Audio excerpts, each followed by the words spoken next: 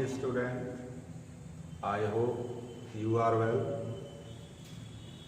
इसके पहले मैंने पाठ 1 में आपको भाषा, लिपि और व्याकरण के बारे में पढ़ाया था। भाषा के बारे में, लिपि के बारे में और व्याकरण के बारे में ये बताया गया था कि जब हम अपने विचार को व्यक्त करते हैं या किसी के विचारों को सुनते हैं तो किसी न किसी भाषा के माध्यम से सुनते हैं और प्रत्येक भाषा की लिपि होती है या लिखने का उसको तरीका हम कह सकते हैं और उसका व्याकरण होता है। व्याकरण हमें उस भाषा को शुद्ध रूप से पढ़ना, लिखना, बोलना ये सब सिखाता है। उसी को हम उस भाषा का व्याकरण कहते हैं। मैंने जो है आपको कुछ अभ्यास कार्य दिया था, इसमें कुछ और अभ्यास कार्य है जिसको आप नोट कर लेंगे।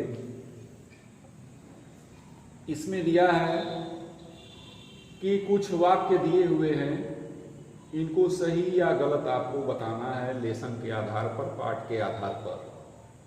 फिर जो है प्रश्न संख्या 4 में रिक्त स्थानों की पूर्ति करना है, जो बेहद आसान है।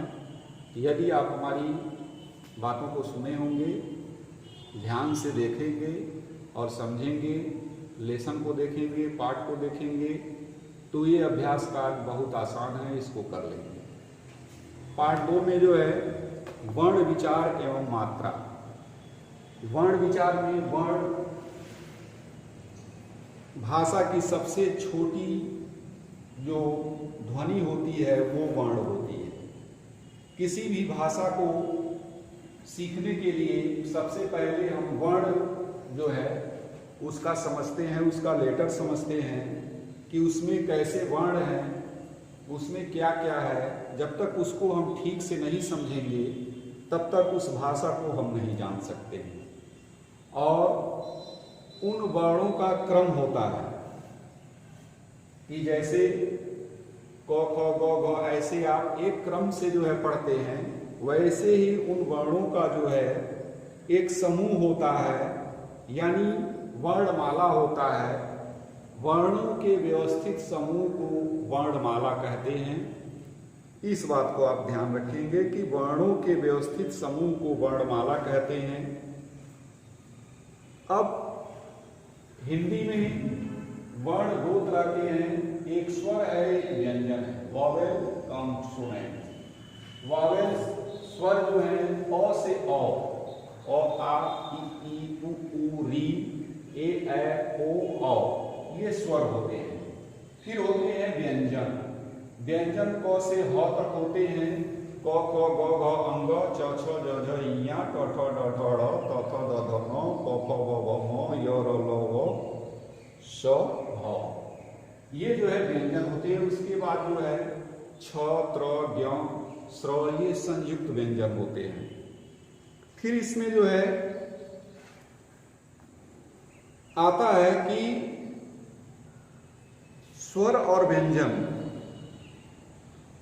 प्राण तत्व के आधार पर और अल्प प्राण के आधार पर और महाप्राण के रूप में कैसे विभाजित होते हैं।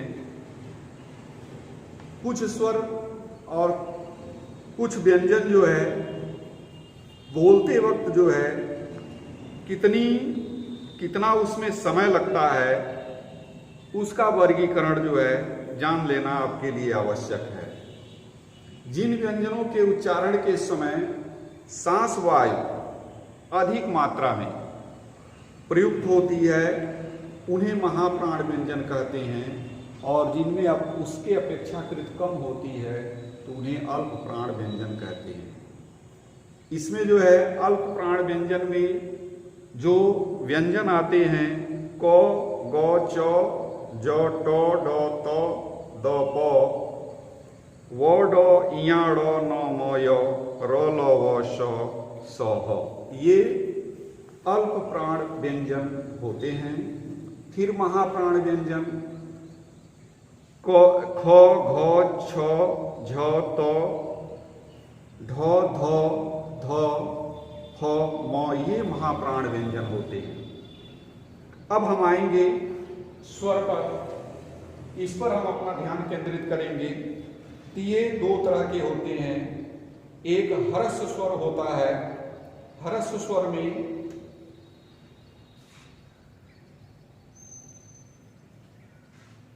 पहला जो है ह्रस्व स्वर होता है, जिसमें अ, ई, उ एवं री होते हैं। अ, ई, उ एवं री, ये जो है ह्रस्व स्वर होते हैं। और दूसरा होता है दीर्घ स्वर। तो दीर्घ स्वर में आ, ई, उ, आ, ई, उ,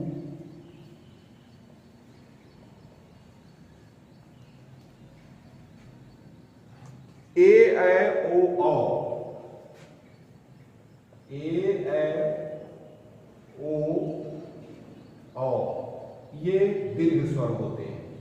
जैसा कि इसके नाम से यह स्पष्ट है कि ह्रस्व स्वर में कम समय लगता है और दीर्घ स्वर को बोलने में ज्यादा समय लगता है, यानी उसकी तुलना में दुगुना समय लगता है। तो इनका उच्चारण हम ऐसे करते हैं।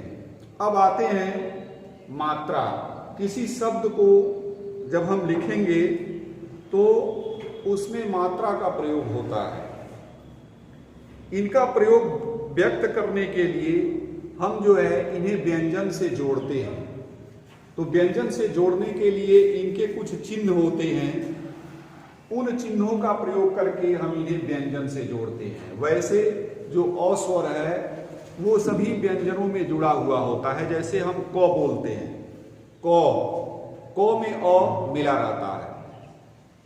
आ बोलते हैं तो आ के लिए हम जो है इस मात्रा का प्रयोग करते हैं। जैसे शब्द है माला,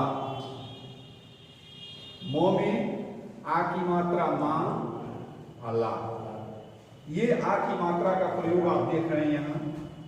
इसको जो है वर्ण विच्छेद करेंगे तो मो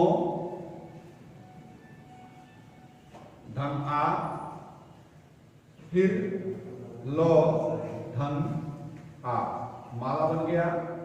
ऐसे ही जो है आ के बाद ई का जो चिन्ह हम प्रयुक्त करते हैं मात्रा के लिए, इस तरह चिन्ह करते हैं। जैसे शब्द है मिठाई, मिठाई हम लिखते हैं।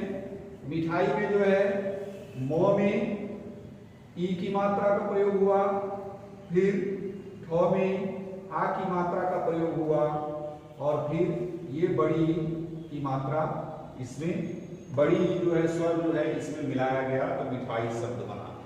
ऐसे ही बड़ी का जो चिन्ह है, ऊ का चिन्ह है, बड़ा ऊ का चिन्ह है, री का चिन्ह है, ए का चिन्ह, ए, ओ, औ,